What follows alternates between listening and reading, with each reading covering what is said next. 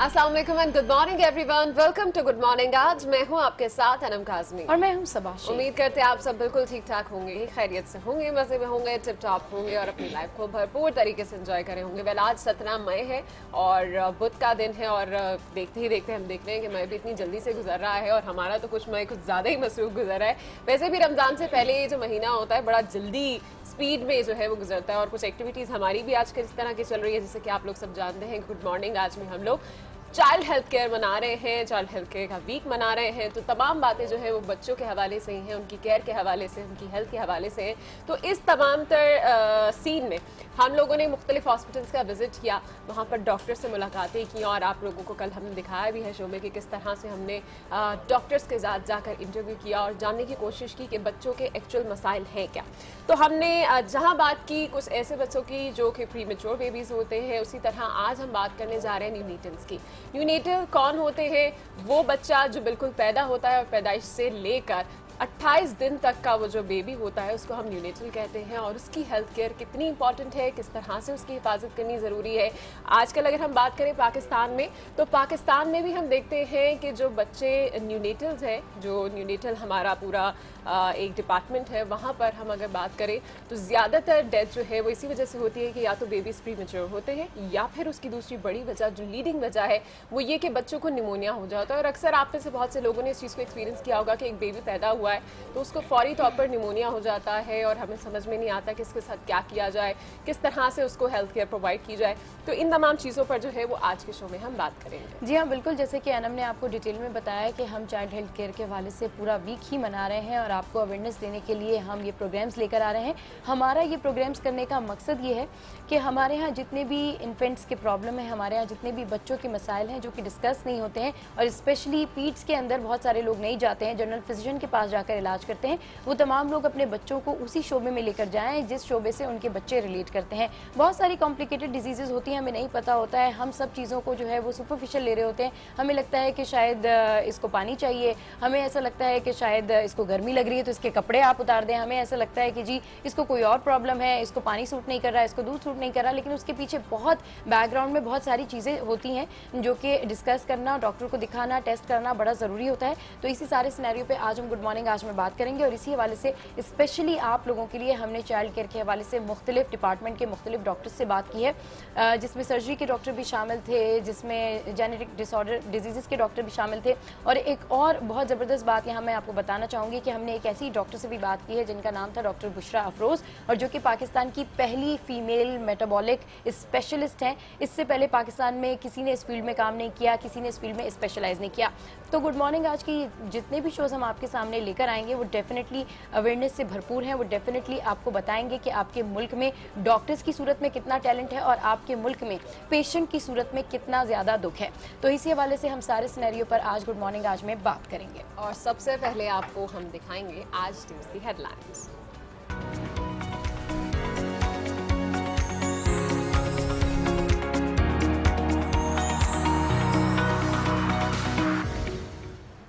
जी जनाब, एक्सप्रेस रोजनामा इस वक्त मेरे पास है और अगर एक्सप्रेस की हम मेन लीड की बात करें तो वो है वज़ीर आज़म मोहम्मद नवाज शरीफ के बयान के हवाले से। आजकल बड़े बयान आ रहे हैं और मेन लीड भी उनको लगाया जा रहा है। तो इक़्तिसादी तरक्की से अवाम को सियासी तौर पर बाख्तियार बना रहे हैं। बरामदात के फ़रोग के लिए अली बाबा से मुफाहमती याददाश्त पर दस्तखत। चीन के सबसे बड़े ग्रुप के ताउन से मुल्क में रोज़गार पैदा और पसमानदगी ख़त्म करने में मदद मिलेगी और हम उम्मीद करते हैं कि ये तमाम तर प्लान्स जो भी किए जा रहे हैं इन पे एग्जीक्यूशन भी हो और उसके बाद हमारा मुल्क वाकई में तरक्की पर निकल पड़े। तो एक्सप्रेस रोजनामा की मेन लीड तो यही थी, जबकि अगर हम इनकी मेन हेडलाइन की बात करें तो वो कौमी असम्बली के हवाले से है, जिसमें अपोजिशन की पनामा पेपर्स बिल के लिए तहरीक मुस्तरद कर दी गई है, जबकि डॉनिक रिपोर्ट ऐवान में पेश करने का मुतालबा भी किया गया है।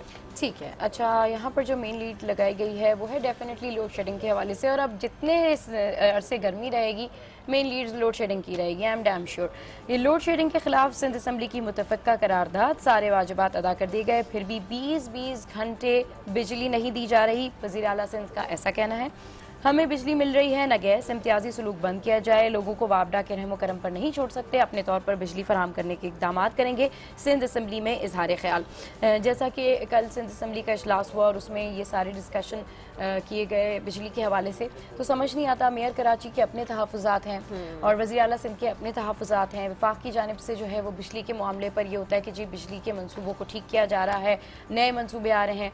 वटेवर द केस, बिजली का मसला हल नहीं हो रहा, चाहे सूबाई हुकूमत हो या फिर गवर्नमेंट हो। अपने लेवल पे सब बयानात तो दे रहे हैं लेकिन इस मसले को कोई हल नहीं कर रहा है। और मुझे लगता है कि अब कराची के अवाम भी उन्हीं अवाम में शामिल हो जाएंगे कि जो एहतजाज करते हैं आपको सड़कों पर नजर आएंगे। चले जनाब आगे बढ़ते हैं और पनामा केस के हवाले से ही कुछ बात करते हैं, जिसकी तहकीकात के लिए वज़ीर आज़म या मोहम्मद नवाज शरीफ और उनके बच्चों ने जहाँ जहाँ पर टीवी इंटरव्यूज़ दिए हैं उन इंटरव्यूज़ को भी तलब कर लिया गया है। और सुप्रीम कोर्ट ने 22 मई को जो है वो पेशरफ्त का जायज़ा इस हवाले से भी लिया जाएगा। और ऑलरेडी 17 हो चुकी है, 22 में दिन ही कितने रह चुके हैं, लेकिन ये इंटरव्यूज़ जो है वो बड़े कॉन्ट्रोवर्शियल होते हैं क्योंकि कोई ना कोई ऐसी बात वहाँ से निकल आती है जो एक्चुअल में आप कहना तो नहीं चाहते पर ज़बान फिसल जाती है। खैर ये तो वक्त ही बताएगा कि उन इंटरव्यूज़ में ऐसा क्या खास है। जबकि JIT के इजलास में वज़ीर आज़म और उनके बच्चों के लिए सवालनामे पर भी गौर शुरू कर दिया है और बयानात में तजाद का मामला सवालात का हिस्सा होगा। ज़राए से खबर मौसूल हो रही है। इसके अलावा अगर हम बात करें तो बड़ी अफसोसनाक खबर जो कि आए रोज़ हम देखते हैं हमारी एयरलाइन के हवाले से आ रही होती है, वो सेम खबर यहाँ पर लगाई गई है PIA के हवाले से कि लंदन PIA से हेरोइन बरामद करने का दावा। और ये हमारी एक परवाज़ थी जिसमें आपको बताएं कि इधर लिखा हुआ है कि हमले से इस हवाले से तफ्तीश होगी, जबकि होटल ना छोड़ने की हिदायत भी की गई है। और हमने देखा कि किस तरह से मैं सुबह भी इसके हवाले से न्यूज़ देख रही थी सुबह, तो मुझे पता चला कि PIA ऑलरेडी बड़ी कॉन्ट्रोवर्शियल थी हमारी एयरलाइन है, उसके ऊपर अब हेरोइन वाला केस भी आ गया है। बरतानिया में इस तरह का सीन सामने आ रहा है, तो बड़ी अफसोस की बात है ये। जी हाँ बिल्कुल, मुझे समझ में नहीं आता कि बाकमाल लोगों की लाजवाब सर्विस को आखिर हुआ क्या है। कभी प्लेन में AC नहीं चलते, कभी क्रैश लैंडिंग होती है, कभी इंजन खराब हो जाते हैं, कभी हादसे हो जाते हैं, कभी ऐसा भी होता है कि बगैर पासपोर्ट के कोई एयरहोस्टेस सफर कर रही होती है। हो क्या रहा है आई डोंट नो। PIA के ऊपर इंतहाई तौर पर तवज्जो देने की ज़रूरत है। PIA को इंतहाई तौर पर सेटल डाउन करने की ज़रूरत है। ये वो एयरलाइन है जिसने दूसरी एयरलाइन को ये बताया है कि एयरलाइंस कैसे होती हैं और कैसे चलती हैं और कैसे रन किया जाता है। लेकिन आज हमारी PIA बहुत पीछे रह गई और बाकी एयरलाइंस जो हैं कहीं आगे निकल चुकी हैं। खैर लेट्स सी कि इस मामले में जो भी तहकीकात होंगी वो क्या सामने आता है, किसकी गफलत सामने आती है, इंतज़ामिया से पूछगछ की जाएगी। अच्छा, शॉर्ट न्यूज़ में शामिल कर लेती हूँ। शॉर्ट न्यूज़ में है पनामा लीक्स JIT शरीफ खानदान के बयानात, इंटरव्यूज़ की रिकॉर्डिंग तलब और वही जैसा कि अनम ने बताया। और 2018 के इंतखाबात में दमादम मस्त कलंदर होगा, बिलावल भुट्टो जरदारी ऐसा कहते हैं। और अगर पीपल्स पार्टी की बात की जाए तो पीपल्स पार्टी से अब हम इसी तरह के बयानात एक्सपेक्ट करेंगे, बल्कि तमाम सियासी जमातों से हम इसी तरह के बयानात एक्सपेक्ट करेंगे क्योंकि इलेक्शन सर पे हैं और जब इलेक्शन कैंपेन चलती है तो उसमें वाकई दमादम मस्त कलंदर ही होता है। और तवानाई के ढांचे को अव्वलीन तरजीह दी जा रही है, ऐसा कहते हैं इसाक डार, जबकि सिक्योरिटी क्लियरेंस सिर्फ वजारत दाखिला दे सकती है, ऐसा कहते हैं justice Azmat Sheikh.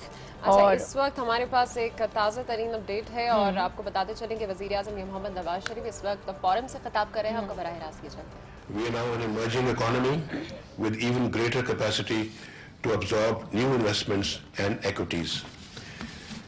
We first set out to improve our macroeconomic outlook and sustain our efforts in spite of unfavorable global economic conditions. From a mere 3% rate of growth in the GDP before 2013, we are now on course to achieve a growth rate of well over 5% during the current year, which is estimated to rise up to 7% during the next 2 years. But ladies and gentlemen, in the last 3.5 years or so, we initiated much needed reforms that aimed at sustainable and inclusive economic development and good governance, including financial discipline.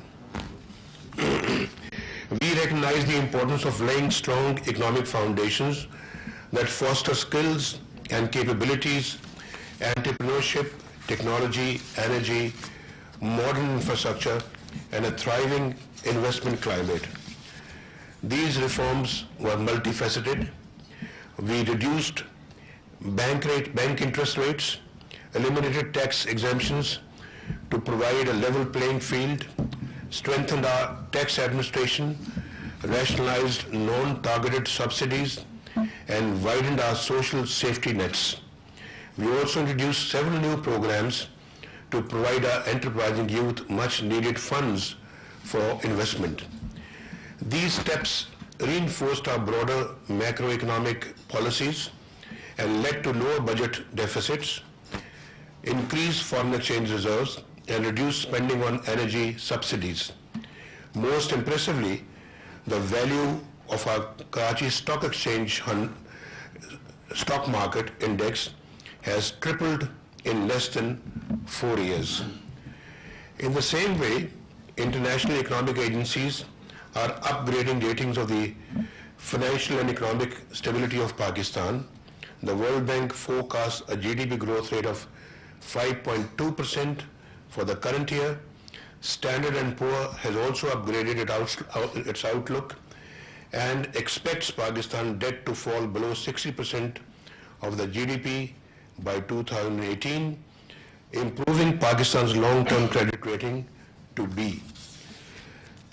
Ladies and gentlemen, our government realizes that focusing only on growth is not enough. It is imperative to sustain the growth momentum while pursuing a high growth trajectory. And this cannot be done without ensuring the equitable distribution of the fruits of growth. For this purpose, our government has launched a series of pro-poor initiatives in health, education, and social protection. With a universally recognized database of the most disadvantaged people in our country, we are targeting our programs at the poorest of the poor. In the same way, our government realizes the fact that nations can only rise when they ascribe to a shared vision of their people for prosperity and development. I am glad to note that we were able to identify common aspirations of the Pakistani nation in the form of Pakistan's Vision 2025, which provides a comprehensive strategy for achieving sustainable growth. It maps Pakistan to join the top 25 economies of the world, leading to upper middle income country status by 2025. Ladies and gentlemen, the consumer market in Pakistan is growing at a very fast pace. The demand for automobiles, housing, and electronics is thriving and providing considerable returns to the corporate sector. The service industry, particularly telecommunications, hospitality, and online retail, are fast growing into attractive areas for investment. Pakistan is emerging as an expanding market for international products. With a fast-growing middle class, increasing urbanization, growing popularity of international food products, and a rising number of international brands, Pakistan is poised to become a major destination for international businesses. Our government has devised a comprehensive plan to create an investment-friendly environment. We have liberalized investment policies to welcome foreign direct investment. We offer incentives to attract new capital inflows, including tax exemptions, tariff reductions, infrastructure, and investment and investor facilitation services. Our investment policy focuses on reducing the cost of doing business in Pakistan, improving the ease of doing business, and creation of industrial clusters and special economic zones. All this is protected by legislation. I am happy to share with you that yesterday we signed an MOU with the Alibaba Group in Hangzhou for the establishment of an e-platform in Pakistan. Among many other linkages, the enhanced market access provided by this e-platform to Pakistani products all around the world means a more attractive environment for the potential investors among you. Ladies and gentlemen, in the energy sector, a liberal and transparent policy is in place for investors. Government provides necessary support infrastructure with water, power evacuation, and access to locations of power generation projects. Apart from thermal power, Pakistan also carries a huge hydropower potential for almost 100,000 megawatts. Basic investment in land acquisition and social overhead capital for some of these projects has already been made, and an early start cutting down on the period of non-productive investment has been made possible. Pakistan's telecommunications industry holds tremendous potential for growth. Investment and development. Pakistan has just passed through first phase of the telecom revolution. Emerging technologies coupled with a transparent and liberal licensing policy provides a good launching pad for more investments in this sector. Ladies and gentlemen, Pakistan possesses huge potential to become a manufacturing and exporting hub of the auto industry for renowned original equipment manufacturers of the world. Local automobile companies and the auto part vendors have attained excellence in some fields and are at par with global standards. There is room for vendors to scale up their production with cutting-edge technology and emerging trends in the international automobile market. Pakistan is the fourth largest milk-producing country in the world, with significant potential for setting up processing units for local consumption and exports. Pakistan also has the third largest livestock population, and our meat demand is growing at 6% per annum. Ladies and gentlemen, we've eliminated minimum initial capital investment requirements for all sectors. There is no minimum requirement for the amount of foreign equity, investment or upper limit on the share of foreign equity allowed except in the airline, banking, agriculture and media sectors. Foreign investors in the service sectors may retain 100% equity, and foreign companies are allowed to repatriate 100% profits.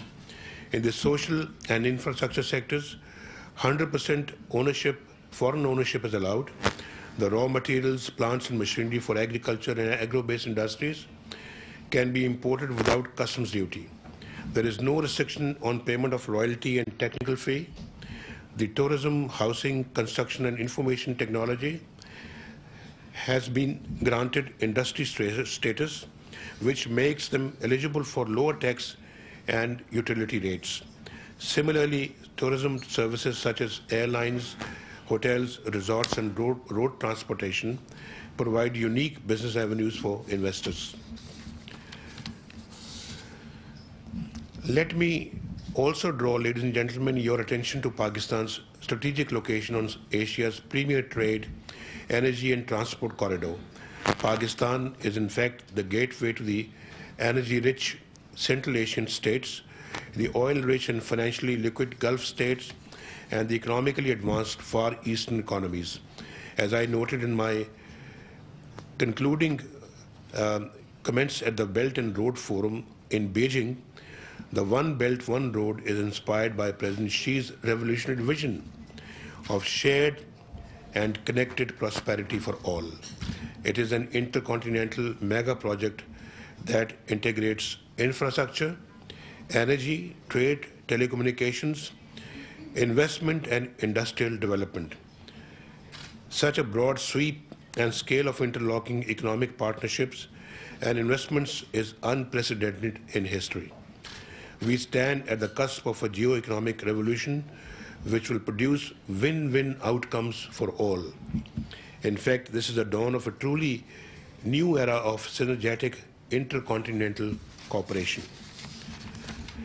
And the China-Pakistan Economic Corridor, ladies and gentlemen, is a core component of OBOR, One Belt, One Road, designed to achieve connected and shared prosperity, not just for the nations of our region, but also for those that are much beyond. The China-Pakistan Economic Corridor will shorten transportation distances, bringing Africa and Middle East much closer to the Central and South Asian regions. It will link the port of Gwadar with the land of Kashgar, and it will not only connect Pakistan with China, but will also provide connectivity to the entire Central Asian region and even Europe. Ladies and gentlemen, today two main trends appear to be competing in the global economy. On the one hand, there is advocacy for protectionism, and on the other, there are increasing calls for greater economic collaboration for sustainable development.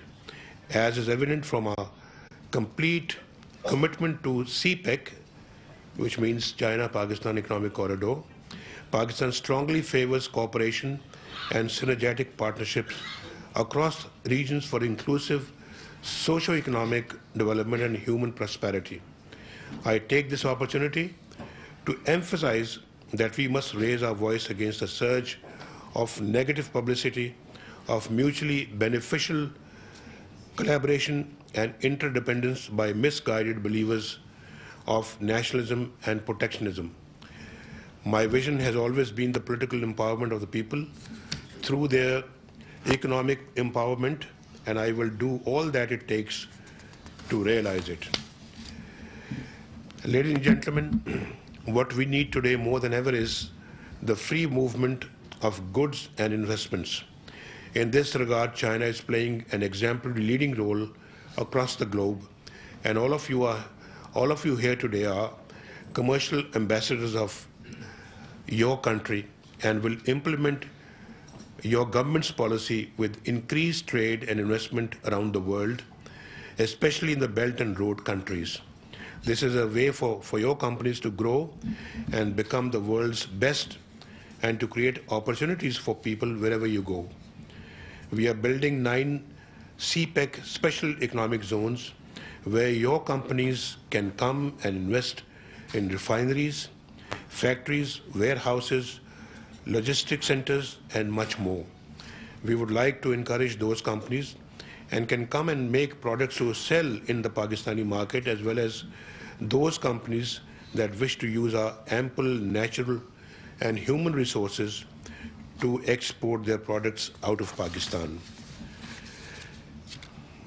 Ladies and gentlemen, let me conclude by saying that Pakistan, with its 6th largest population in the world, a middle class of 80 million people, rich human and natural resources, strategic location, political stability, and attractive investment policies, is a destination no global player can afford to miss. Pakistan is set on track for rapid, inclusive, and sustainable growth. I invite you to take benefit from the economic revival of Pakistan and enjoy the first mover's advantage.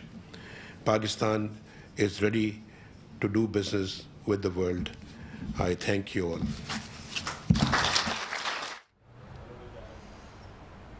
वज़ीर-ए-आज़म मोहम्मद नवाज शरीफ का खिताब आपने मुलाहिज़ा किया और बड़ी ज़बरदस्त उनकी गुफ्तगू हमने देखी है, जिसमें उन्होंने बताया है कि पाकिस्तान इस वक्त पॉपुलेशन के अतबार से, चाहे मिल्क प्रोड्यूसिंग कंट्री के अतबार से या फिर एमर्जिंग मार्केट के अतबार से, हर तरह से जो है वो तरक्की कर रहा है और हमारी मार्केट जो है वो सब लोगों के लिए खुली है। जबकि GDP की शरह के हवाले से भी उन्होंने बताया कि उसमें काफ़ी हद तक इजाफा हो चुका है और मज़ीद 2 साल के अंदर हम देखेंगे कि और इजाफा हो जाएगा। तो बड़ी अच्छी एक ज़बरदस्त सी पॉजिटिव सी। हाँ बिल्कुल, वज़ीर-ए-आज़म नवाज शरीफ मईशत के हवाले से बात कर रहे थे और बिल्कुल कह रहे थे कि पाकिस्तान जो है बिल्कुल तैयार है बैनुल-अक़वामी ममालिक के साथ बिजनेस करने के लिए। इसी हवाले से यहाँ पर एक खबर भी है कि अमरीकी इदारे मॉर्गन स्टैनले ने पाकिस्तान को उभरती मार्केट करार दे दिया है। 33 पाकिस्तानी कंपनीज इंडेक्स में शामिल, मतलब दिस इज़ बिग थिंग। अभी वज़ीर-ए-आज़म नवाज शरीफ इसी हवाले से बात कर रहे थे, इकॉनमी के हवाले से, और हमने खबर भी आपको बताएं। बिल्कुल, चलें जनाब आगे बढ़ते हैं और मुख्तलिफ शहरों का रुख करते हैं और सबसे पहले बात करेंगे इस्लामाबाद की, जहां पर मौजूद हैं हमारे नुमाइंदे राना तारिक। उनसे जानते हैं कि शहर में आज कौन कौन से इवेंट्स होने जा रहे हैं। जी राना तारिक, बताइएगा कि शहर में आज कौन से इवेंट्स काबिल ज़िक्र हैं। जी बिल्कुल, आज इस्लामाबाद में जो है बहुत सारे इवेंट्स हैं, क्योंकि बजट की आमद है। बजट के हवाले से प्री बजट सेमिनार्स और कॉन्फ्रेंसेस हो रही हैं। इसके अलावा शहर में जो है वो सुप्रीम कोर्ट में आज अहम केस है, मिशाल मलिक कत्ल केस की समाअत है। इसके अलावा अकबर बाबर और इमरान खान के दरमियान जो केस चल रहा है इलेक्शन कमीशन ऑफ पाकिस्तान में, उसकी आज समाअत है। जबकि आज कौमी असम्बली का अहम इजलास है कल, क्योंकि कौमी असम्बली के इजलास में अपोजिशन ने मुतालबा किया था कि आज मंगल के रोज़ जो है है वो न्यूज़ डॉन लीक्स के हवाले से जो रिपोर्ट आई है सामने, उस पर बहस की जाए, जिस पर स्पीकर ने अपोजिशन को इजाज़त नहीं दी। उनका ये मौक़िफ़ था कि आज प्राइवेट मेंबर डे है और प्राइवेट मेंबर डे को निजी अरकान का बिजनेस होता है, इसलिए मैं इजाज़त नहीं दे सकता, इसके लिए रूल्स मुझे सस्पेंड करने पड़ेंगे। जबकि पीपल्स पार्टी का ये मौक़िफ़ था कि रूल्स का बहाना हुकूमत बना रही है। लेकिन आज मुतवक्किल है कि कौमी असम्बली का इजलास जो है वो धुआंधार होगा, जिसमें डॉन लीक्स की रिपोर्ट के हवाले से जो है अपोजिशन जमातें अपना नुक्ता नज़र बयान करेंगी। जी ठीक है, राना तारिक अपडेट करे थे, आपका बहुत शुक्रिया। और अब रुख करते हैं उन्हें और जानते हैं कि आज शहर में क्या सियासी और समाजी सरगर्मियाँ मुनक्किद की जा रही हैं। जी Huma Bhatt, good morning.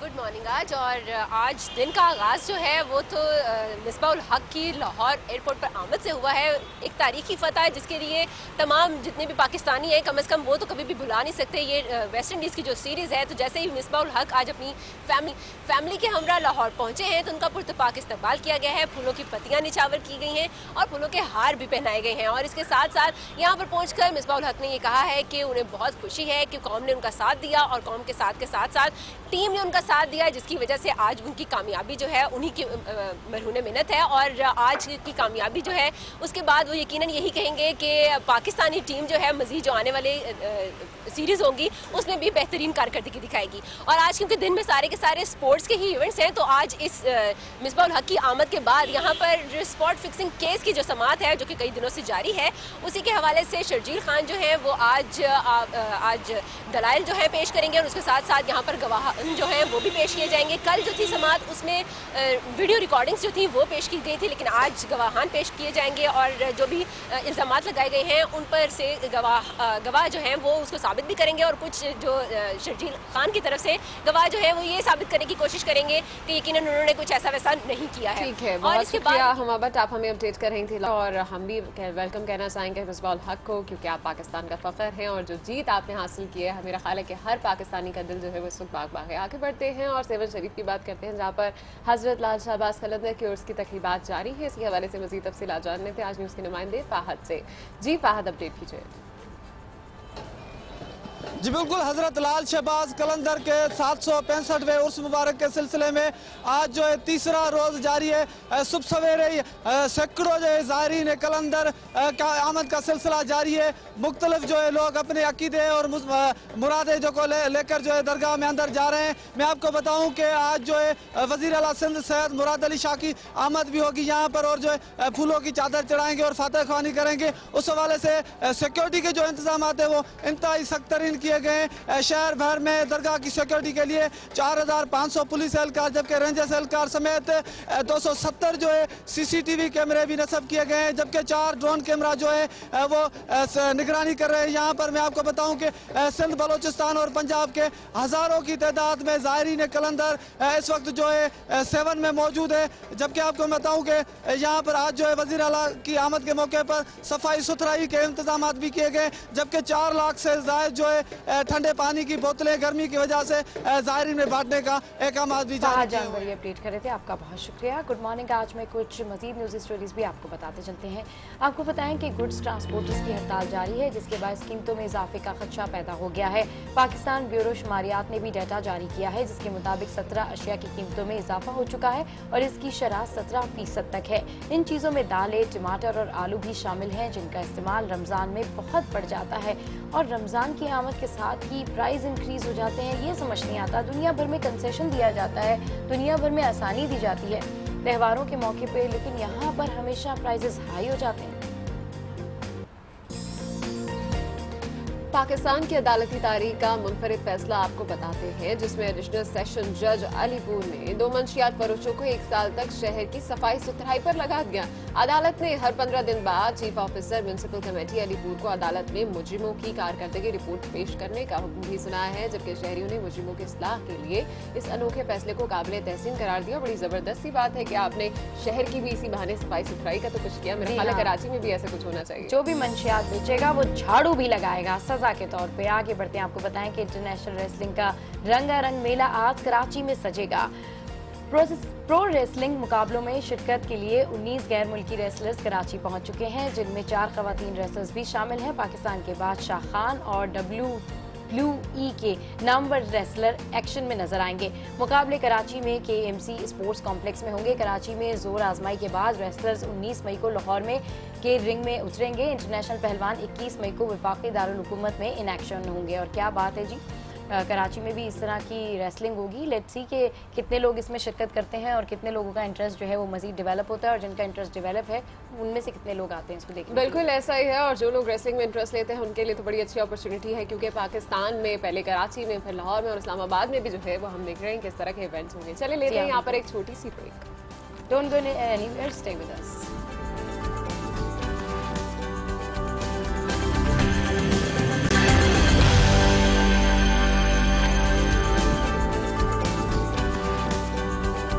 Welcome back to good morning आज।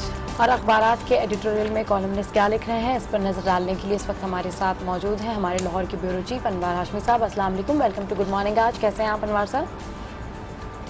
वालेकुम अस्सलाम, गुड मॉर्निंग जी। क्या लिख रहे हैं आज एडिटोरियल्स? देखिए, अब रोज़ाना अखबारात में कौमी और बैनुल-अक़वामी सियासत पे तो बहुत से इदारे लिखे जाते हैं, लेकिन जो आवाम के बुनियादी मसाइल हैं बहुत मुश्किल से कभी कभी उस पर कोई इदारिया सामने आता है। तो आज ख़ास तौर पे रोज़नामा जंग का इदारती नोट बहुत इम्पोर्टेंट है। पूरे पाकिस्तान में जितने भी प्राइमरी स्कूल हैं जो कि तालीम की बुनियाद हैं, जहाँ पे एक मुतवसत तबके के जो लोगों के बच्चे पढ़ते हैं, तो उनके बारे में जो इंकिशाफ खुद महकमा तालीम के एक इदारे ने किया है, तो वो पहले हम उसके चीदा नुकात जो है वो मैं आपको पढ़ के सुनाता हूँ कि अखबार का इदारिया लिखता है उस रिपोर्ट में कि औसत जो है वो 33% जो प्राइमरी स्कूल हैं वो साफ़ पानी से महरूम है। 39,000 स्कूलों में पीने का साफ पानी नहीं है, 60,000 स्कूलों में बिजली नहीं है, 38,000 स्कूलों में टॉयलेट्स नहीं हैं, और इसमें से जो सिंध है इसके 50% प्राइमरी स्कूलों में पीने का साफ पानी नहीं है, KPK में 27%, बलूचिस्तान में 38% और पंजाब में सूरत हाल बेहतर है, 0.3% स्कूलों में सिर्फ पीने का साफ पानी नहीं है। तो ये अगर सूरत हाल आदाद शुमार की रोशनी में देखी जाए तो बहुत ही वर्स है, क्योंकि अखबार लिखता है कि हमें इसका मतलब है तरजीहात तब्दील करना होगी कि अगर तालीमी इदारों की ये सूरत हाल है और हम बड़े बड़े मनसूबों की बात कर रहे हैं तो कैसी नेशन जो है वो तैयार होगी। ठीक है अनवार हाशमी साहब, वैसे भी इस वीक जो है वो हम बच्चों के बारे में ही बात कर रहे हैं, उनकी हेल्थ केयर के हवाले से बात करें, और जो इश्यूज आपने हाईलाइट किए, डेफिनेटली स्कूल की अगर बात करें तो चाहे कैंटीन्स हो, चाहे पानी हो, चाहे उनके वॉशरूम्स हो, वो उनकी हाइजीन जो है वो बहुत अच्छी नहीं होती, और हम देखते हैं कि इस तरह के केसेस अब रिपोर्ट भी होना शुरू हो गए हैं। और जैसे कि आप बता रहे हैं कि पीने के साफ पानी के हवाले से जो, तो मैं यहाँ पर यही सवाल जो है वो जहन में आ रहा था कि ये जो तमाम तरह पे बजट मख्तस किए जाते हैं आपकी एजुकेशन के ऊपर, तो क्या ये सिर्फ स्कूल बिल्डिंग्स की हद तक है या स्कूल मेंटेनेंस के लिए भी कोई काम हो रहा है? बिल्कुल, इस पे बड़ी बहस हो चुकी है कि जब बजट आता है खासतौर पे हेल्थ और एजुकेशन का, तो जब वो बजट के आदाद शुमार देखें तो वो इतने अरब रुपए लिखा होता है, लेकिन उसमें से 80% जो है वो सैलरीज पे जो है वो बजट होता है, जो बज़ाहिर ऐसे लगता है कि महकमा तालीम की जो है वो डेवलपमेंट पे खर्च होगा, लेकिन वो इतना महदूद बजट होता है कि बाकी उससे जो है चंद कुर्सियाँ और मेज़ें आती हैं, जो चंद टूटी छतें जो तामीर की जा सकती हैं। तो यकीनन इसका हुजम बढ़ाना पड़ेगा इस बजट का। सबसे पहले हेल्थ और एजुकेशन की तरफ हमें जो है सारा ढांचा जो है वो बनाना पड़ेगा, उसके बाद जो बड़े बड़े मंसूबे हैं जिसमें खरबों रुपए रखे जाते हैं उसका तब फायदा होगा जब आपकी बुनियादी तालीम और सेहत के जो इदारे हैं उन पे बजट सबसे ज्यादा रखना चाहिए। जी बिल्कुल सही कह रहे हैं अनवार हाशमी साहब। डेफिनेटली अगर हम ओवरऑल जायजा लें और सिंध की बात करें तो सिंध में तो जो स्कूल हैं उनकी हालत अफजार बिल्कुल ही मखदूश किस्म की है। यहाँ तो हम पानी के बारे में बात कर रहे हैं कि पीने का साफ पानी मुयसर नहीं है, बैठने के लिए डेस्क नहीं है, स्कूल में असातिज़ा नहीं होते हैं, मतलब वो खाली अपनी अटेंडेंस लगाते हैं और तनख्वाहें लेते हैं। ऐसे स्कूलों को घोस्ट स्कूल कहा जाता है। मतलब इन भूतों के स्कूलों में क्या हो रहा है, बजट कहाँ जा रहा है, कुछ नहीं पता। अगला एडिटोरियल क्या कह रहा है? देखें, इस ऐसे हालात के तनाजुर में रोज़नामा दुनिया में सीनियर साफ़ी अयाज मीर ने एक वसी तनाजुर में कालम लिखा है। मसलन वो इशारा करते हैं कि मुस्बत तनकीद करते हैं कि जिस तरह चीन की तरफ हमारा झुकाव है, तो उन्होंने कहा है कि चीन में इनकलाब चीनी तस्वुरात और अज़म की बदौलत आया था। हम सोच रहे हैं कि चीनी दोस्त हमारा मुकद्दर बदलें। फिर वो लिखते हैं कि आज ऐसा लगता है कि हम तमाम अंडे चीनी टोकरी में रखने जा रहे हैं। यानी उन्होंने एक मैसेज दिया है कि बिल्कुल चीन के साथ आपके बहुत अच्छे ताल्लुकात होने चाहिए, सी पैक भी बनना चाहिए, लेकिन क्या आप उनकी सोच और उनके जो तरक्की के मंसूबे हैं उनको आप इम्पोर्ट तो कर देंगे, लेकिन वो कहते हैं कि लीडरशिप ऐसी ज़रूरत है पाकिस्तान को कि जो पहले जहाँ का तालीमी निज़ाम सोच बदले, सेहत के जो है वो मंसूबे शुरू करे, डंडा बरदार फोर्सें ख़त्म हो और शऊर देना चाहिए, फिर जाके चीन जैसी नेशन जो है वो तैयार होती है। बिल्कुल ऐसा ही है अनवार साहब, ना सिर्फ सोच बल्कि अप्रोच भी हमें बदलने की जरूरत है। और अब हम देख रहे हैं कि माशाल्लाह कराची में ही मैंने देखा है कि बहुत से अब चाइनीज जो है वो लोग यहाँ पर आना शुरू हो गए हैं और एक यहाँ पर एंट्री जो है वो उनको बड़ी इजीली मिलना हमारी फिल्मों में, हमारे कमर्शियल्स में, और हम अगर रेस्टोरेंट में खाना खाने जाते हैं बाहर तो हमें बहुत सारे चाइनीज मिलते हैं। स्पेशली अगर डॉल्फिन वगैरह की साइड पर आप चले जाएं तो आपको बड़ी तादाद ये लोग यहाँ पर नजर आते हैं। तो ना सिर्फ हमें इनकी एक सोच की जरूरत है बल्कि इन जैसी अप्रोच की भी जरूरत है ताकि हमारा मुल्क जो है वो तरक्की कर सके। बिल्कुल। और जैसे कि हमने आपको बताया कि हम पूरा वीक हेल्थ के हवाले से जो है वो बात कर रहे हैं, उसकी आगाही फराम कर रहे हैं, तो मैं और अनम रोजाना जाते हैं आगा खान और बच्चों के मसले जो हैं डॉक्टर्स के साथ डिस्कस करके आते हैं। तो एक ब्रेक के बाद आप देख सकेंगे गुड मॉर्निंग आज का खुसूसी प्रोग्राम आगा खान अस्पताल कराची से, जिसमें बच्चों के अमराज पर बातचीत हुई है। हमारे साथ रहिए।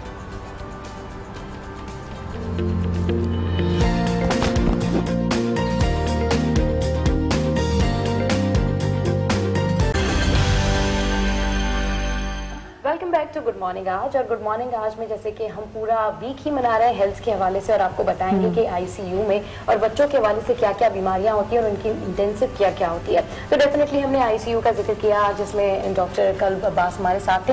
तो अब हमने सोचा कि हमने इससे पहले उनसे क्वेश्चन भी किया था कि आईसीयू में और एनआईसीयू में क्या फर्क है, तो हमने सोचा कि एनआईसीयू के ऊपर भी डिस्कशन की जाए, न्यूनीड्स के हवाले से भी बात की जाए। तो उसी हवाले से जो है मजीद बात करेंगे और डिस्कशन का हिस्सा बनाएंगे इस टॉपिक को। और इसी हवाले से हमारे साथ मौजूद है डॉक्टर अली शबीर साहब। अस्सलाम वालेकुम डॉक्टर साहब, कैसे हैं आप? बिल्कुल ठीक ठाक डॉक्टर साहब। कल भी हम लोगों ने जो है वो बात की थी चाइल्ड केयर के हवाले से और हम बात कर रहे थे इन्फेंट से लेके 16 इयर्स के बच्चों के बारे में। आज हम बात करेंगे जो हमारे इन्फेंट से पहले वाली स्टेज होती है उसके बारे में। अगर हम पाकिस्तान की बात करें तो न्यूनेट केयर या जो ये न्यूनेटल केयर है इसको आप किस तरह से देखते हैं और साथ ही साथ इसको चैलेंजेस किस तरह के पाकिस्तान में? Thank you very much for asking me to speak up on this. Pakistan के जो न्यूनेटल मामलात हैं उसमें वी हैव टू अंडरस्टैंड कि अंडर 5 मोर्टेलिटी काफ़ी हाई है। We are amongst the highest countries which have under 5 mortalities. और उस अंडर 5 मोर्टेलिटी में पीडियाट्रिक के अंदर जो अंडर 5 मोर्टेलिटी है उसमें न्यूनेटल मोर्टेलिटी का बहुत मेजर चंक है। For the last decade we have improved upon a lot of aspects on under 5 mortality, मगर न्यूनेटल मोर्टेलिटी का जो चंक है वो अपनी जगह पे बरकरार है। तो हम बहुत ज़्यादा मूव नहीं किए हैं in terms of neonatal mortality. तो चैलेंजेस बहुत सारे हैं and people have understood that neonatal mortality has to do with maternal as well as child health। तो माँ का भी उतना ही इम्पोर्टेंट है कंपोनेंट जितना कि एक न्यूबॉर्न का कंपोनेंट है।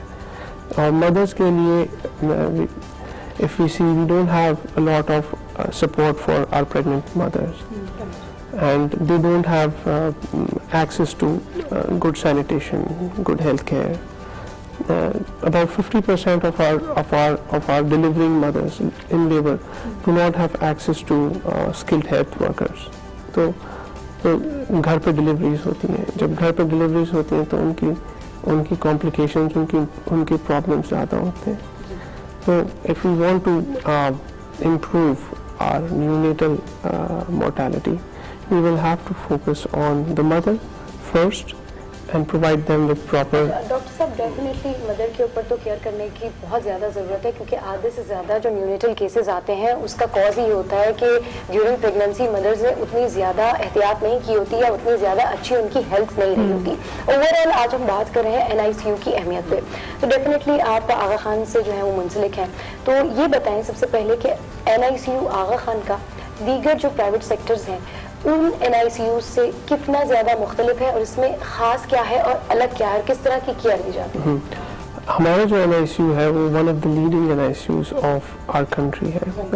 We started off with a 12 bedded unit way back in 1984-85 और उस वक्त जब हमने शुरू किया तो हम एक बहुत छोटे से यूनिट में थे, हमारे पास कम स्टाफिंग थी, कम डॉक्टर्स थे। And in the following 2 decades हमने जो है वो अपने तमाम चीज़ों को इम्प्रूव किया है। एंड आहिस्ता आहिस्ता now we have moved on to a 24-bedded unit, which is a state-of-art unit at AKU. We have approximately 18 ventilators. What about the treatment difference? So we take pride in saying this, that we provide level 3 care to our units, and we have 18 ventilators. Approximately 6 to 7 non-invasive ventilators.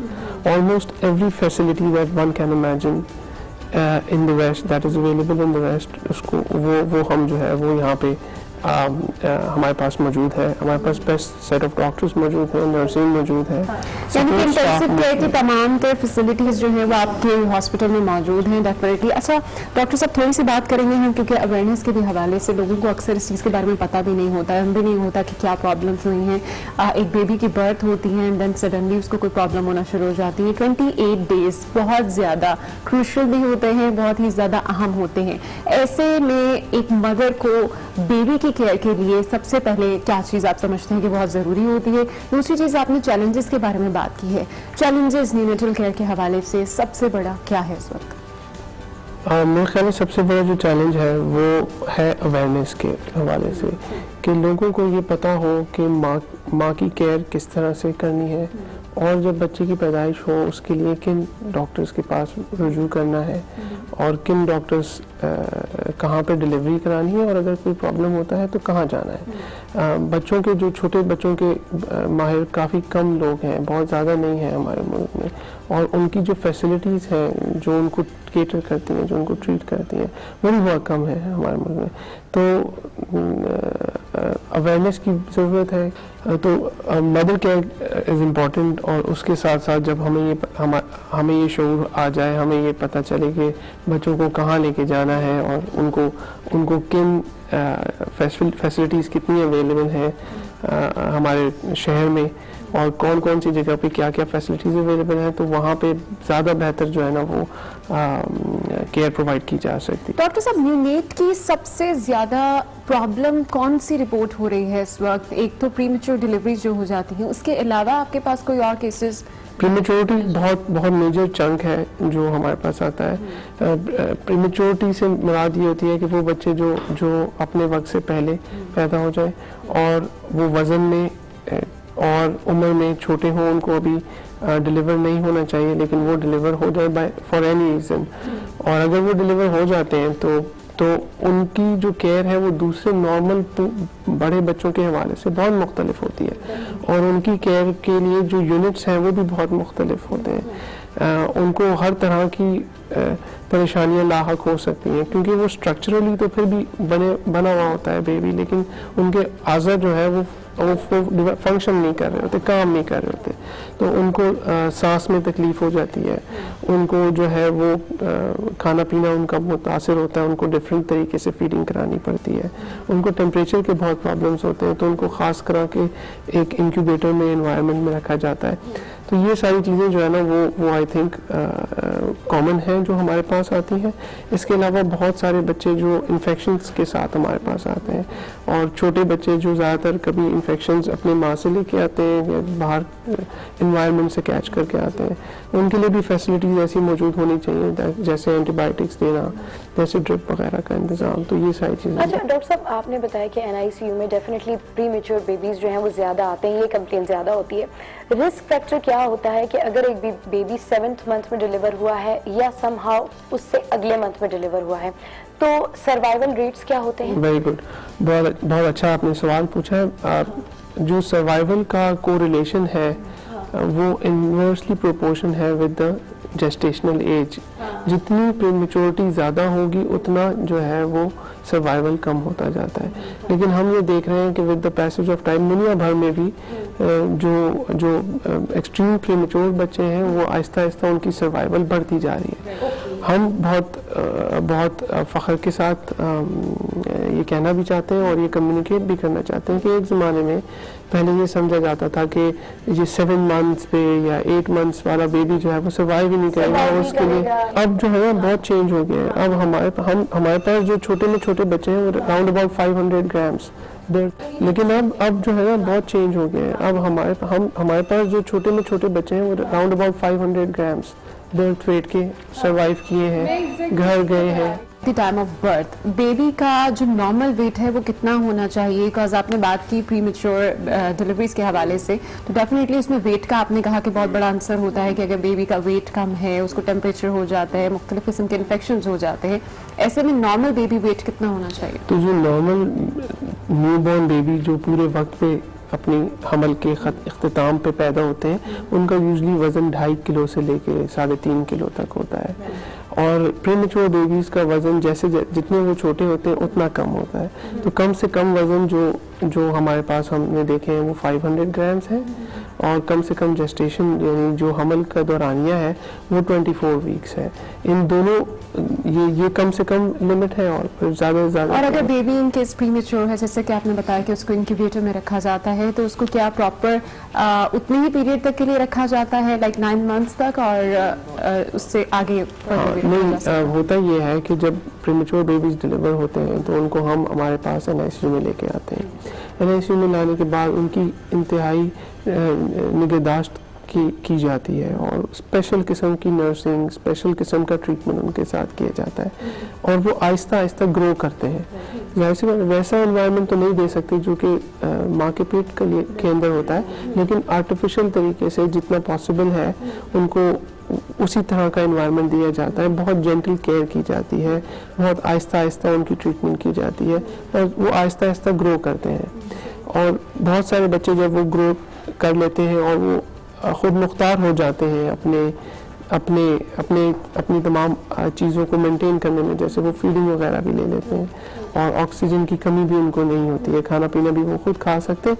फिर हम उनको माँ के साथ एक और हमारा unit है जिसे हम कहते हैं हाई डिपेंडेंसी यूनिट, वहाँ पे उनको शिफ्ट करते हैं। मदर फीड के हवाले से भी बताइएगा कि आजकल जो है डिफरेंट सप्लीमेंट्स आ गए हैं बेबीज़ को देने के लिए, और वो कहते हैं जी बड़ा इजी है और इससे जो है जल्दी ग्रो हो जाएगा, ये फ़ायदा हो जाएगा, इस हवाले से कुछ बताएं और गाइड करें। मैं अगर आप मुझसे पूछते हो तो एडवोकेसी ऑफ मदर मिल्क की जो इम्पोर्टेंस है वो उसको उजागर करना बहुत ज़रूरी है आजकल के दौर में। एक जनरल इम्प्रेशन है, एक जनरल लोगों में एक ख्याल है कि डब्बे का दूध जो है वो माँ के दूध से बेहतर है, और ये ख्याल जो है ना वो बिल्कुल गलत है और बिल्कुल बेबुनियाद है। माँ के दूध में जो न्यूट्रिशन है, जो उस स्पेसिफिक बच्चे के लिए अच्छा है, वो कोई और मिल्क नहीं पूरा कर सकता। याद रहे कि ये जो डब्बे के दूध हैं सारे के सारे ये काऊ मिल्क से बने, गाय के दूध से बने। अब गाय का दूध जब हम ह्यूमन बेबी को पिलाना शुरू करते हैं तो बाज़ाहिर देखने में ये लगता है कि वो चूंकि बेबी की ग्रोथ इम्प्रूव हो जाती है, क्योंकि वो गाय की ग्रोथ के लिए बना है। अब तो डॉक्टर साहब हमने देखा कि इसमें भी काफी केसेस अभी पिछले दिनों रिपोर्ट हुए हैं कि बेबी मिल्क के साथ भी क्या क्या खिलवाड़ किया जा रहा है। अच्छा, आपने बात की इस वक्त मदर फीड के हवाले से, तो हम ये जरूर जानना चाहेंगे कि वो खवातीन जो समवेयर किसी इन्फेक्शन में मुब्तला होती हैं और कहा जाता है कि उन्हें फीड नहीं कराना चाहिए, ऐसी सिचुएशन में क्या किया जाए? अच्छा, ये बहुत अच्छा आपका सवाल है। बात यह है कि एक या दो कंडीशंस को छोड़ के ना देयर आर नो कोई ऐसी कंडीशंस नहीं है जिसके अंदर माँ का दूध जो है वो बच्चे को ना पिला सके। बहुत बीमार भी हो तो भी माँ अपना दूध बच्चे को पिला सकती है, क्योंकि उसके दूध में वो बीमारी नहीं होती है। बहुत मुख्तसर 1, 2, 4 बीमारियाँ ऐसी हैं जिनके साथ, जैसे टीबी है, जैसे कोई कैंसर की दवाइयाँ ले रही है, या मेगी की कोई दवाइयाँ ले रही है, वो कुछ मुश्किल से मिला के कोई जो है ना 10-12 दवाइयाँ हैं और उससे ज़्यादा नहीं है। जितनी भी मगर बीमार हो, जितनी भी परेशानी हो, माँ का दूध फिर भी आप बच्चे को पिला सकते हैं। पूछना चाह रही थी कि डिफरेंस, कुछ लोग जो है बहुत ज़्यादा डिफरेंस बता रहे होते हैं। गुड मॉर्निंग, आज में अभी हमारे पास एक अर्जेंट ब्रेक आ गई है, और ब्रेक के बाद इसी टॉपिक को कंटिन्यू रखेंगे और आपको बताएंगे डिफरेंस के फॉर्मूला, मिल्क के अंदर क्या डिफरेंस होता है और मदर फीड में क्या डिफरेंस होता है। लेकिन यहाँ पर लेंगे एक short break, so don't go anywhere, stay with us, keep watching good morning आज।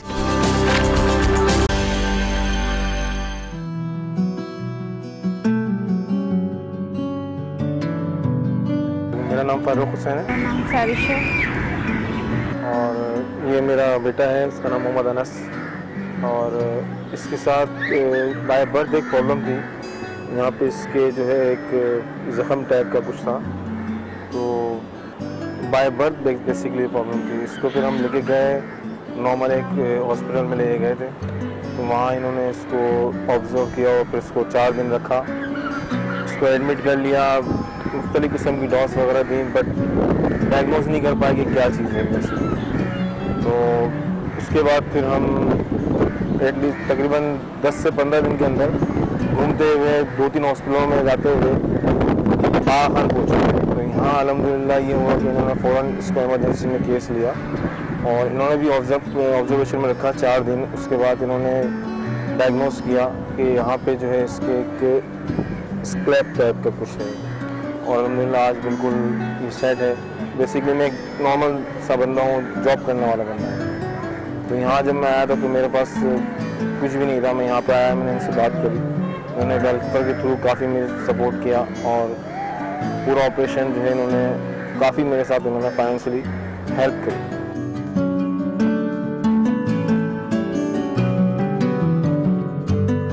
माशाल्लाह वैसे तो नॉर्मली तो सब कुछ नॉर्मल था, सिर्फ एक यही प्रॉब्लम थी जो इसके सर पे जो कट नज़र आ रहा है, एक प्रॉब्लम सिर्फ यही थी। बाकी अल्हम्दुलिल्लाह बिल्कुल हर तरह से चेकअप हुआ था इसका, और यहाँ पे भी टोटल इसका फिटनेस वगैरह सब कुछ चेक की गई थी, हर तरह से माशाल्लाह ये एक्टिव है। बट ये जो मसला है इसकी वजह से इसके वन साइड जो एयर है इसका भी थोड़ा सा प्रॉब्लम था, जो यहीं पर ही डायग्नोज हुआ और उन्होंने टेस्ट वगैरह भी किया, तो उन्होंने बताया आखिर की रिपोर्ट में डॉक्टर ने बताया कि इसका एक कान जो है वर्किंग में नहीं है, एक कान से भी सुन सकता और एक कान से नहीं सुन सकता। तो 12 अभी इसका अभी वो ट्रीटमेंट तो खैर चल ही रहा है, देखें आगे क्या होता है। लेकिन बाकी एक्टिविटी अल्हम्दुलिल्लाह बिल्कुल एक्टिव था और अब तो माशाल्लाह 7 महीने का होने जा रहा है, बिल्कुल नॉर्मल है।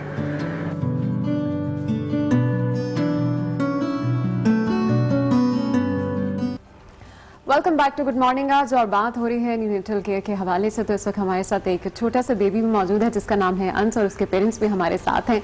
उन्हीं से जान लेते हैं, उन्हीं की जानिब बढ़ेंगे। फरूक एंड सहरिश, अस्सलाम वालेकुम and welcome to good morning. कैसे हैं आप लोग?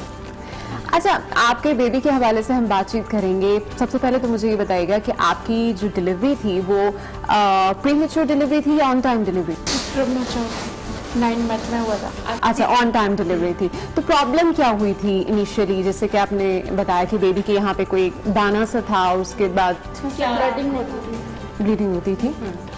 अच्छा, इसी पे डॉक्टर साहब से बात करना चाहेंगे। डॉक्टर साहब, NICU में प्रीमेच्योर बेबीज तो बहुत आते हैं, कॉमन केस है, लेकिन इस तरह का एट्रोवीनस मेलफॉर्मेशन का केस NICU में आना और आपका उसके ऊपर रिएक्शन क्या था, किस तरह इसको ट्रीट किया, क्योंकि ये एक रेयर केस है, तो क्या किस तरीके से इसकी ट्रीटमेंट? जब ये हमारे पास अपने बेबी को इनिशियली लेके आए थे तो there was a small lesion on the scalp और स्किन पे था, और ये इसलिए लेके आए थे कि वहाँ से बहुत ज़्यादा ब्लीडिंग हो रही थी। इनिशियली तो हम भी नहीं ये अंडरस्टैंड कर पाए थे, और इनिशियली हम ये समझे कि स्मॉल सी कोई बीमारी है, हम दवाई देंगे ठीक हो जाए। लेकिन लेटर ऑन जब हमने इन्वेस्टिगेट किया तो पता चला कि ये एक रेयर जीनियाती बीमारी है, हेरिडिटरी बीमारी है, और इसे हमारी ज़ुबान में आर्टेरियोवेनस मेलफॉर्मेशन कहते हैं। और इसको फिर हमने बर वक्त तशख़ीस किया। तशख़ीस करने के बाद बहुत सारे लोगों की मदद से, बहुत सारे मशवरों के साथ हमने इनको इन्वेस्टिगेट किया, ट्रीट किया, सर्जरी की। हाँ बिल्कुल, और अब सर्जरी के बाद he is recover and fine now. अच्छा, क्योंकि ये बहुत रेयर केस था और जाहिर सी बात है एट्रोवीनस मेलफॉर्मेशन का केस इतना आसान नहीं होता कि आप कोई भी बच्चा आए, न्यूनेट आए और आपको उसको लेके सर्जरी कर दें। जब आप उनकी सर्जरी करने जा रहे थे तो उस वक्त किस तरीके से आपने अंडरस्टैंड करवाया इनके पेरेंट्स को, और किस तरीके से ओवरऑल एक पूरा आपका जो एक मेडिकल ग्रुप बैठा कि किस तरीके से न्यूनेट को अब हमने रिकवर करना है? तो यही इम्पोर्टेंट बात है ना कि हमारे पास we have all facilities under one roof. सारी सब स्पेशलिटीज़ जो है ना अवेलेबल है। तो मी बीइंग अ न्यूनेटोलॉजिस्ट, तो हमने कंसल्ट किया विद हेड के जो न्यूरोसर्जन्स होते हैं उनके साथ, बच्चों के जो सर्जन्स होते हैं उनके साथ, जो हमारे रेडियोलॉजिस्ट्स हैं उनके साथ, फिर सब ने मिल के जब हमने जॉइंट एक मीटिंग की और फिर हमने ये डिसाइड किया कि इसको हमें ऑपरेशन करके निकालना पड़ेगा। अगर हम नहीं निकाल रहे हैं तो ये किसी भी टाइम बहुत ज़्यादा ब्लीड कर सकता है और उस ब्लीडिंग की वजह से बच्चे की जान जा सकती है। बताना पेशेंट को उनके साथ बैठ के ये हमारी यूनिवर्सिटी का और हमारे डिपार्टमेंट का बहुत स्ट्रॉन्ग पार्ट है कि हम हर चीज़ पेशेंट के साथ बैठ के डिस्कस करते हैं और उनकी कंसेंसस के साथ उनको सब प्रोज एंड कॉन्स बता के और फिर हम स्टेप अहेड करते हैं। बिल्कुल डॉक्टर साहब, ये जैसी फीलिंग्स होती हैं किसी के घर में पहला बेबी आए और आते ही इस तरह की कोई प्रॉब्लम हो जाए, जैसे कि उन्होंने बताया कि बहुत जल्दी ही उन्होंने आइडेंटिफाई कर लिया था कि ये प्रॉब्लम है, देन आप हॉस्पिटल लेके गए और आपने मजीद इसका इलाज करा। पर सब आपसे जानना चाहेंगे, जब डॉक्टर ने आपके साथ ये केस डिस्कस किया और आपको बताया कि जी ये प्रॉब्लम है और इसके लिए हमें सर्जरी करनी पड़ेगी, कितना मुश्किल था वाइफ को समझाना और आप लोगों ने किस तरह से हामी भरी कि हाँ जी अब हमें सर्जरी के लिए अपने इस छोटे से बच्चे को देना पड़ेगा? मैम बस आई डोंट एक्सप्लेन कि मैं उस वक्त जब याद करता हूँ तो बड़ी वो टाइम बड़ा एक अजीब होता है ना पेरेंट्स के लिए भी कि किस तरीके से क्या। बट अली शबीर डॉक्टर साहब इज़ वेरी नाइस, इन्होंने बहुत प्यारे तरीके से समझाया और फादर्स फिर समझ जाते हैं, मेरे ख्याल है मदर्स को समझाना बड़ा मुश्किल होता है। अच्छा डॉक्टर साहब, कमिंग टू यू, मुश्किल होती है लेकिन मुश्किल इस वजह से होती है क्योंकि माँ बाप के लिए ये बहुत मुश्किल होता है अपने बच्चों को जो के लिए डिसाइड करना ना, तो ये हमारा फ़र्ज़ बनता है कि हम उनको इस तरह से बताएं ताकि उनको समझने में आसानी हो और उनको डिसीजन लेने में। बिल्कुल डॉक्टर साहब, आते ही पहले एक औरत एक फेज से गुजरी होती है, देन आप जब ये एक्सपेक्ट कर रहे हो कि अब बेबी भी एक नए फेज से गुजरेगा तो वो बड़ा टफ हो जाता है। बेबी को 9 महीने माँ के पेट में रहते हैं, फिर डिलीवरी होती है, डिलीवरी के बाद आप उनको ये बताएं कि यार आपके बच्चे के साथ हम एक सर्जरी करने जा रहे हैं और उसको ये मसला है, इससे इसकी जान जा सकती है, तो ये सारी चीज़ें बताने के लिए एक जो है ना। अच्छा, ये AVMS जो आपने अभी इसकी सर्जरी की है, इसके बाद फिर आपने इसको कितना अरसा ट्रीटमेंट किया और कितने अरसे इसको जो है वो एंटीबायोटिक्स दी और अब इसके बाद इसकी जो एक्टिविटी है या इसकी जो ओवरऑल एक प्रोग्रेस है उस पर तो कोई फर्क नहीं पड़ेगा? नहीं, सर्जरी जो है ना वो न्यूरोसर्जन करते हैं, मैं तो न्यूनेटोलॉजिस्ट हूँ, लेकिन सर्जरी इतनी अच्छी हुई है अल्हम्दुलिल्लाह कि इसके बाद माशाल्लाह फुल रिकवरी इमीडिएटली 2 या 3 दिनों में जो है वो ये बेबी घर चले गए थे और आज आपके सामने। अच्छा डॉक्टर साहब, एक चीज़ ये है कि जब भी हम बात करते हैं कुछ बेबी को प्रॉब्लम हो, क्योंकि हम हमेशा कहते हैं कि एक मदर की हेल्थ से ही बेबी की हेल्थ जो है वो रिलेटेड होती है और बड़ी कनेक्टेड होती है कि जो भी मदर की सिचुएशन होगी वही सेम सिचुएशन बेबी की भी होगी। लेकिन कभी ऐसी अगर कोई सिचुएशन आ जाती है, बेबी को बाय बर्थ अगर कोई प्रॉब्लम होती है, तो उसके लिए भी हम लोग समवेयर कसूरवार ठहरा देते हैं उसकी माँ को, और ये हमारी सोसाइटी का एक जनरल परसेप्शन है जिसको मेरा ख्याल है कि चेंज होने की ज़रूरत भी है। क्या समझते हैं कितना इससे आप इनकी प्रॉब्लम्स को रिलेट कर सकते हैं? मतलब आप केयर को और हेल्थ को तो रिलेट कर सकते हैं, लेकिन अगर बेबी में बाय बर्थ ही कोई इस तरह का इशू है तो उसमें मदर का कोई फॉल्ट तो नहीं हो सकता? नहीं, बिल्कुल, बहुत आपने बिल्कुल सही फरमाया है कि ये चीज़ चेंज होनी, ये बात हमें चेंज करने की ज़रूरत है। हर बच्चा जो डिलीवर होता है उसमें अगर कोई नुक्स है और वो पैदाइशी नुक्स है तो वो ज़रूरी नहीं है कि जी वो वालदा की वजह से हो। There are thousands of things going on. ऐसे नहीं है कि वो हम वालदा पे ब्लेम कर देंगे यानी ये इनकी वजह से है। हाँ, और ज़्यादातर ये जो चीज़ें हैं ये इनके पीछे और वजूहात होती हैं, लेकिन अनफॉर्चुनेट है कि हम जो है ना उसको इस तरह से जी करनी नहीं चाहिए। अच्छा डॉक्टर साहब, जब भी किसी भी औरत के कोई भी औरत हो, कोई भी खातून हो, कोई भी लड़की हो, डेफिनेटली जब उसका पहला बेबी होता है तो पूरे घर वालों का एक ओवरऑल एक प्रेशर होता है और वो उसको कह रहे होते हैं कि जी ठीक है अब बेबी जैसे ही पैदा हुआ है तो ठीक है हम 2 घंटे बाद 4 घंटे बाद घर ले जाएंगे। उसको इंटेंसिव केयर में भी नहीं रखते हैं और उसकी पूरी एग्जामिनेशन भी नहीं होती है 8 आवर्स to 12 आवर्स, और वो कहते हैं जी 4-5 घंटे बाद जो है वो छुट्टी दे दी है। बहुत सारे पेशेंट्स ऐसे भी होते हैं, तो ये कितना खतरनाक हो सकता है एक बेबी के लिए और उसकी माँ के लिए? ये अवेयरनेस की बहुत ज़रूरत है और इम्पॉर्टेंट ये है कि हम अंडरस्टैंड करें कि अगर डॉक्टर्स ये मशवरा दे रहे हैं कि आपके बेबी को इस वक्त घर नहीं जाना चाहिए, यूजुअली हम 2 दिन अपने पास हर नॉर्मल न्यूबॉर्न बेबीज़ को 2 से 3 दिन रखते हैं ताकि हम ये देख पाएँ कि बेबी ठीक है, माँ ठीक है और बेबी और माँ की बॉन्डिंग सही। मतलब कितने दिन में जो है वो ओवरऑल 2 से 3 दिन में हम लोग ये मतलब आइडिया कर लेते हैं, एग्जामिन कर लेते हैं कि जी बेबी और मदर उसकी ठीक है, तो फिर अब आप ले जाएं। एटलीस्ट 8 आवर्स से 12 आवर्स तो रखना चाहिए। Recommendation is to for at least 48 hours. 2 दिन कम से कम बच्चे को हॉस्पिटल में रहना चाहिए ताकि वो हॉस्पिटल में उसकी तमाम जो इनिशियल ज़रूरियात हैं उसको देखा जाए, और कोई खुदा न खास्ता कोई प्रॉब्लम हो तो वो प्रॉब्लम जो है आइडेंटिफाई इमीडिएटली हो जाए, और ताकि उसको फ़ौरन फिर इलाज उसका किया जाए। अच्छा डॉक्टर साहब, एक चीज़ हम आपसे पहले भी डिस्कस कर रहे थे, उसी बारे में थोड़ी सी मैं बात भी करना चाहूँगी, क्योंकि एक जॉइंडिस ऐसी चीज़ है जो बच्चों में बहुत कॉमन है और बिल्कुल बर्थ होते ही उन्हें जॉइंडिस हो जाता है। सबसे पहले तो इस हवाले से हमें बताइएगा कि जॉइंडिस भी इस न्यूनेटल जो स्टेज है इसी के अंदर होता है, और अगर हो जाता है तो हमें इसके लिए क्या कोई मेडिकेशन की ज़रूरत होती है या नहीं? बिकॉज बहुत से ऐसे लोग कहते हैं कि आपको अगर धूप लगा दी जाए, धूप की सेक लगा दी जाए, ये जो देसी टोटके होते हैं इनका इस्तेमाल करना शुरू कर देते हैं। इसके अलावा क्या केयर हो सकती है? जो पीलिया है, पैदाइश पे जो पीलिया होता है वो तकरीबन तमाम बच्चों को जो है ना होता है, और किसी को ज़्यादा होता है, किसी को कम होता है, और बहुत कम बच्चों को इलाज की ज़रूरत होती है। और इलाज इसका ये है कि एक स्पेसिफिक वेवलेंथ की फ़ोटोथेरेपी इनको मिली जाए, अल्ट्रावायलेट फ़ोटोथेरेपी मिली जाए, और उससे फिर वो जॉन्डिस ठीक हो जाता है। सनलाइट जो है उसमें बहुत broad spectrum of ultraviolet rays होती हैं, हमें एक बहुत ही छोटी स्पेसिफिक वेवलेंथ वाली रेज चाहिए होती हैं, तो वो हमारे पास स्पेशल लाइट्स होती हैं ब्लू स्पेक्ट्रम की, और उसी से हम इलाज उसका करते हैं। तो बहुत ही कॉमन बीमारी है और बहुत दफ़ा 1 या 2 दिन। लेकिन इस केस में हर बार हॉस्पिटल लाना ज़रूरी तो नहीं?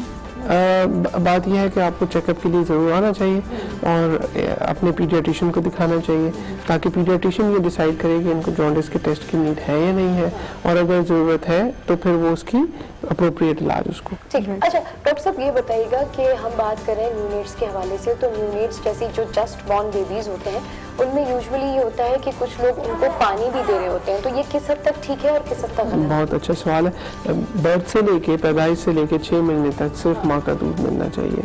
माँ के दूध में तमाम ग़िज़ा है, शिफा है, पानी है, जो भी चीज़ें आप समझते हैं वो माँ को खिला दें, ज़्यादा बेहतर है, और उसी के थ्रू बच्चे को मिल जाए। बच्चे का जो मादा है, जो पेट है, वो दूध के अलावा बहुत चीज़ें हजम नहीं कर सकते, नहीं होनी चाहिए। अच्छा ठीक, इस वक्त हमारे साथ फारूक भी है, फारूक की जाने पड़ेंगे। फारूक ये बताइएगा कि इस वक्त आपके बेबी की करंट सिचुएशन किस तरह की है? क्या अभी भी स्टिल आपको रेगुलर चेकअप्स के लिए हॉस्पिटल लाना पड़ता है या he is doing just fine? माशाल्लाह बिल्कुल सेट है और किसी किस्म की कोई प्रॉब्लम नहीं है। ये है कि 3 महीने का विजिट होता है, जो डॉक्टर हमें खुद बताते हैं कि आप 3 महीने बाद, हर 3 महीने बाद एक विजिट करें। तो कोई टेस्ट वगैरह होते हैं 3 मंथ्स के बाद? नॉर्मल चेकअप होता है, नॉर्मल सा चेकअप होता है। He is doing perfectly fine. अच्छा डॉक्टर साहब की जाने में एक बार फिर से आएंगे। डॉक्टर साहब, इस तरह के जो केसेस हैं वो तो बहुत रेयर हैं, लेकिन इसके अलावा और बहुत से केसेस हैं जो हम देखते हैं जब बेबी बर्थ होता है, बहुत से इन्फेक्शंस का बच्चों को सामना करना पड़ जाता है, जिसके लिए समवेयर आपको पता भी नहीं होता कि किस चीज़ का इन्फेक्शन हो गया है। इनिशियली जैसे ही बेबी की बर्थ हो, किस तरह की केयर आप दे सकते हैं? लाजमी तो नहीं है कि अगर कोई प्रॉब्लम है तो उसके बाद उसको हॉस्पिटल लेके जाया जाए, लेकिन अगर वैसे ही एक बेबी की बर्थ हुई है, इनिशियल केयर उसको क्या देनी चाहिए? सबसे इम्पोर्टेंट ये है कि delivery should be attended by skilled birth attendant at least, और मिनिमम जो है ना वो स्किल्ड बर्थ अटेंडेंट जिसकी ट्रेनिंग हुई हो कि बच्चे की डिलीवरी कैसे करानी है। अनअटेंडेड डिलीवर नहीं होना चाहिए, किसी फैसिलिटी में डिलीवर होना चाहिए। फैसिलिटी से मुराद में ये है कि जहाँ पे इक्विपमेंट्स मौजूद हों कि अल्लाह ना करे अगर बच्चे को कोई प्रॉब्लम होती है, माँ को कोई प्रॉब्लम होती है, तो वो उसको टेक केयर कर सकें, और वहाँ पे माँ और बच्चे के इलाज के लिए एडिक्वेट सहूलतें मौजूद हों। ऐसी जगहों पे डिलीवरी होनी चाहिए, और डिलीवरी के बाद एक बच्चे के डॉक्टर को उनको ज़रूर देखना चाहिए, ताकि वो बेबी को एग्जामिन करके ये फैसला कर सकेंगे बेबी ठीक है, कोई मसले तो नहीं। अच्छा, from the birth most babies having diarrhoea और इस टाइप की तमाम जो है साइन एंड सिम्टम्स उनमें होते हैं, तो how to identify the baby that he is having something और नॉट? वो डिहाइड्रेट है, हाइड्रेट है, ये किस तरीके से पता चलेगा? तो जब हम पैदाइश के बाद मदर फीडिंग कराते हैं तो उसके बाद हम यही चीज़ें सारी देखते हैं कि बच्चा दूध कितना पी रहा है, उसकी बाकी यूरिन और स्टूल वगैरह कैसे पास कर रहा है और वो ठीक है। तो उसमें कोई ज़्यादातर बच्चों को न्यूबॉर्न पीरियड में प्रॉब्लम्स नहीं होते हैं, लेकिन अगर है तो उसके लिए ज़रूरी ये है कि उनको पीडियाट्रिशियन को अच्छा डॉक्टर साहब ये भी बताइएगा कि जो बेबी है, अगर हम बेबी की बात करें तो नॉर्मल डिलीवरीज जो होती हैं वो ज़्यादा बेबीज़ के लिए सेफ होती हैं या फिर आपका जो सी सेक्शन होता है वो ज़्यादा सेफ होता है? तो ऑपरेशन जो है ना वो अल्टरनेट है टू अ नॉर्मल डिलीवरी। तो ये कोई ऑप्शन नहीं होना चाहिए जो कि हमारा अब एक जनरल सी बात हो गई है कि ऑपरेशन से भी is a normal delivery. Normal delivery का कोई नेम बदल नहीं है, it is an alternate to normal delivery and it should be used only when normal delivery possible ना हो। अगर नॉर्मल डिलीवरी पॉसिबल है तो सबसे पहली कोशिश ये की जानी चाहिए कि बेबी को नॉर्मल तरीके से डिलीवर कराएं। ऑपरेशन के अपने खदशात बहुत सारे होते हैं, माँ के लिए भी और बच्चे के लिए। ठीक है। अच्छा, डेफिनेटली न्यूनेट के हवाले से हम बात कर रहे हैं और NICU के हवाले से बात कर रहे हैं, तो यूजुअली ये देखा जाता है कि जब भी किसी की नॉर्मल डिलीवरी हो तो वो यही उनको कहा जाता है, उनको यही सजेस्ट किया जाता है कि नहीं ठीक है आप बेबी को जो है वो वार्ड में ही रख लीजिए, इसको इंटेंसिव केयर में नहीं भेजिए। और फिर वो मुख्तलिफ किस्म की चीज़ें जो है वो उनको चटाना शुरू कर देते हैं, पानी में कुछ डाल के देना शुरू कर देते हैं और फिर वो कहते हैं जी पहले जो है वो आप ये कीजिए उसके बाद ये कितना ज़्यादा फ़ायदेमंद रहता है और नहीं रहता? ये फ़ायदेमंद बिल्कुल भी नहीं है। ये नुकसानदेह है। बच्चे को जो है वो माँ के दूध के अलावा कुछ और नहीं मिलना चाहिए और अगर उसको ICU की ज़रूरत है तो उसको इमीडिएटली ICU में शिफ्ट करना चाहिए, क्योंकि बेबीज़ जो है वो यूजुअली कुछ कम्युनिकेट तो नहीं कर सकते आपसे, तकलीफ बता नहीं सकते। तो अगर डॉक्टर्स ने उनको देख के ये कहा है कि जी इनको ICU की नीड है तो उनको ज़रूर कुछ बेबीज़ जो है वो जब बर्थ से ही जो है उनको मुख्तलिफ किस्म की एलर्जीज़ होती हैं, वो रेड हुए होते हैं या स्पॉट्स होते हैं या बहुत ज़्यादा उनको अगर आप कोई कपड़े भी अगर आप उनको पहना रहे हैं या कोई चीज़ भी दे रहे हैं तो बहुत ज़्यादा एलर्जिक होते हैं। तो ये किस वजह से होता है? तो कुछ बच्चे जो नॉर्मल न्यूबॉर्न है उनको कुछ उनकी स्किन जो है वो नॉर्मल बड़े बच्चों के मुकाबले में मुख्तलिफ होती है और उनकी स्किन पे कुछ ख़ास किस्म के नॉर्मल दाने भी होते हैं, नॉर्मल रैशेस होते हैं, तो उनके लिए तो कोई ख़ास इलाज की ज़रूरत नहीं है। लेकिन अगर वो नॉर्मल दानों से अब नॉर्मल दानों की तरफ चले जाएं और वो लंबे अरसे के लिए परसिस्ट करें तो फिर नामहला उनको देखने की ज़रूरत है और देख के उनके इलाज। चलिए, thank you so much doctor साहब, आप हमारे साथ हैं। Thank you so much Farooq Ansari, आप लोग भी हमारे साथ शो में थे और अपना जो एक्सपीरियंस था ओवरऑल आपने हमारे साथ शेयर किया। और मेरा ख्याल है कि हमारे तमाम जो व्यूअर्स हैं उनको भी आज के शो से बहुत कुछ सीखने को मिला होगा कि वाकई में ये न्यूनेटल केयर जो है वो एक्चुअल में है क्या, इसके चैलेंजेस क्या है और उसे किस तरह से निपटा जा सकता है। लोगों को बहुत से ऐसे हैं कि उनको इन स्टेजेस के बारे में नॉर्मली नहीं पता होता, लेकिन इससे मुझे लगता है कि लोगों को बहुत कुछ समझ भी आया होगा। मदर मिल्क की अहमियत क्या है, बेबी की डिलीवरी के लिए कौन कौन से फैक्टर्स ज़्यादा ज़रूरी है। मेरा ख्याल है कि ये सारी चीज़ें आज आपको इस शो में सीखने को काफ़ी हद तक मिली। जी हाँ, बिल्कुल। Good morning. आज से फिलहाल इतना ही और कल भी आपके लिए एक ज़बरदस्त एपिसोड लेकर आएंगे जिसके अंदर भरपूर आगाही होगी हेल्थ के हवाले से। तो ऐसे ही हंसते रहिए, मुस्कुराते रहिए, कीप वॉचिंग गुड मॉर्निंग आज।